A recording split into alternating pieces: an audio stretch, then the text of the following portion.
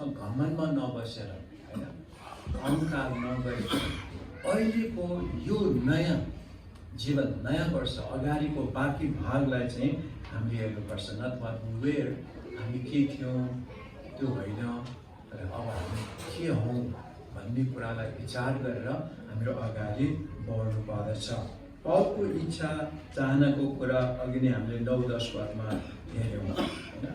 उहाँको मृत्युबाट जीवित भएको अनुभव गर्न चाहेको कुरा छ। त्यसपछि पुनरुत्थान कस्तो हुँदो रहेछ, मृत्यु कस्तो हुँदो रहेछ, यी सबै कुराको अनुभव गर्न पावलले चाहेको कुराहरू हामी यहाँ पाउँदछौँ। त्यसकारण परमेश्वरलाई गहिरेर चिन्नु यो हाम्रो पनि इच्छा हुनु पर्यो। परिपक्वतामा बढ्दै जाने इच्छा चाहना हामीहरूको पनि हुनुपर्दछ।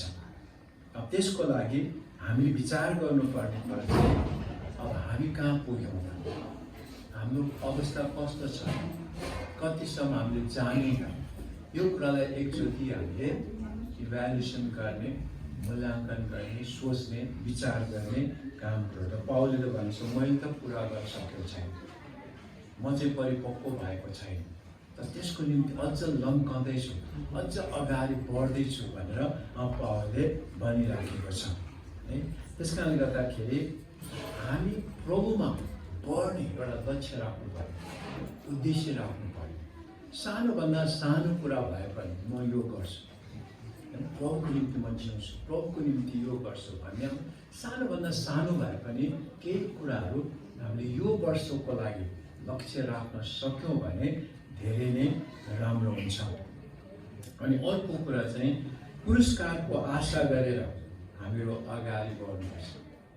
कुनै पनि मान्छेलाई पुरस्कार छ भने जाँगर चल्ला, ज्याला दिन्छ भने काम गर्ला, ज्याला छैन त्यत्तिकै आउने जाने भन्यो भने काम पनि मन लाग्दैन। त्यस कारण हामीलाई पनि पुरस्कारको कुरा गरेको छ। परमेश्वरले हामीलाई पुरस्कार दिनुहुन्छ, इनाम दिनुहुन्छ, आशिष दिनुहुन्छ होइन। त्यो कुराको अनुभव गर्नलाई, परमेश्वरबाट आशिषको अनुभव गर्नलाई हामीहरू पनि पावलले जस्तै लक्ष्य राखेर, उद्देश्य राखेर अनि परमेश्वरको सेवकाइमा परमेश्वर दिनुभएको सेवकाई अझ पुरा गर्नलाई हामी सबैजना अगाडि बढ्नुपर्छ है। अब टोखा मण्डलीको कुरा छ, त्यहाँ धेरै मान्छेलाई गाउँघर उता त्यो पुरानो त त्यहाँ माथि होला, तर नयाँ बस्ती पनि धेरै यहाँ आइराखेको छ। ती ठाउँहरूमा पनि यो वर्षको लागि हामीले लक्ष्य राख्नुपर्ने होइन, उद्देश्य राख्नुपर्ने।